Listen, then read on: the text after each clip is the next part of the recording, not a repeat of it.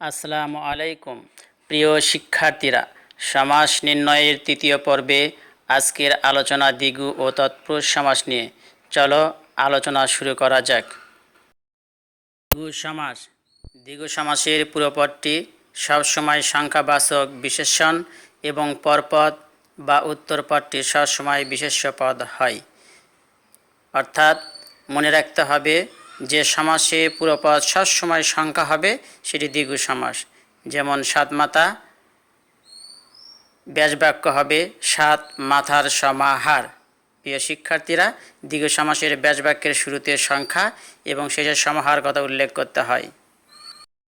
তৎপুরুষ সমাস। বিভক্তির লোপ অনুসারে তৎপুরুষ সমাস 6 প্রকার, যথা দ্বিতীয়া তৎপুরুষ সমাস।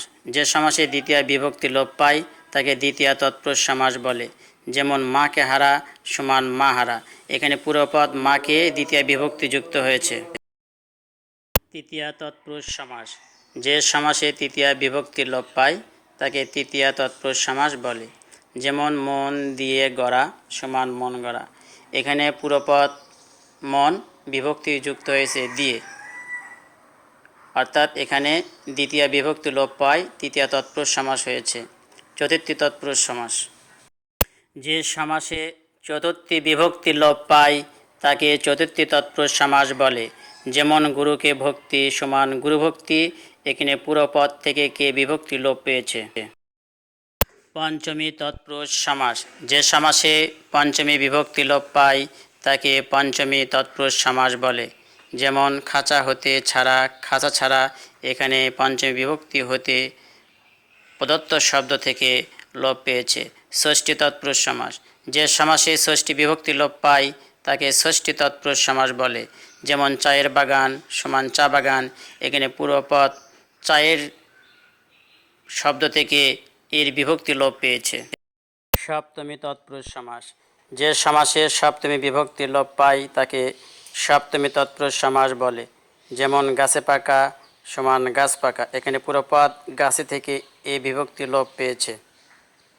এছাড়াও তৎপুরুষ সমাসের আরও কিছু প্রকার রয়েছে, তা আলোচনা করা হলো। নঞ তৎপুরুষ সমাস।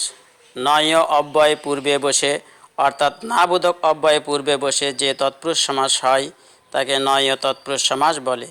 যেমন ন আচার সমান অনাচার, এখানে অব্যয়টি নাবোধক অর্থ প্রকাশ করে। উলুক তৎপুরুষ সমাস। যে তৎপুরুষ সমাসে পূর্বপদে বিভক্তির লোপ হয় না এবং উত্তর পদের অর্থই প্রধান থাকে তাকে উলুক তৎপুরুষ সমাস বলে। যেমন তেলে ভাজা সমান তেলে ভাজা। উপপদ তৎপুরুষ সমাস। বাংলায় কীট প্রত্যয় যুক্ত শব্দকে কৃদন্ত পদ বলা হয়, আর সমাসবদ্ধ কৃদন্ত পদের পূর্বপদকে উপপদ বলে। উপপদের সঙ্গে কৃদন্ত পদের যে সমাস হয় তাকে উপপদ তৎপুরুষ সমাস বলে। যেমন জলে চরে যে, জলচর। প্রিয় শিক্ষার্থীরা, মনে রাখতে হবে উপপদ তৎপুরুষ সমাসের ব্যাসবাক্যের শেষে যে কথা উল্লেখ করতে হয়। ছেলে ধরে যে সমান ছেলে ধরা। প্রাদি সমাস। প্র পরি অনু প্রতি প্রভৃতি অব্যয়ের সঙ্গে যদি কীট প্রত্যয় সাধিত বিশেষ্য সমাস হয় তাকে প্রাদি সমাস বলে। যেমন প্রকৃষ্ট রূপে যে বচন সমান প্রবচন। প্রিয় শিক্ষার্থীরা, মনে রাখতে হবে প্রাদি সমাসের পূর্বপদে প্র পরা পরি অনু প্রতি এই অব্যয়গুলো যুক্ত থাকে। নিত্য সমাস। যে সমাসের সমস্যমান পদগুলো সর্বদাই সমাসবদ্ধ থাকে, ব্যাসবাক্যের প্রয়োজন হয় না, তাকে নিত্য সমাস বলে। যেমন অন্য যুগ সমান যুগান্তর।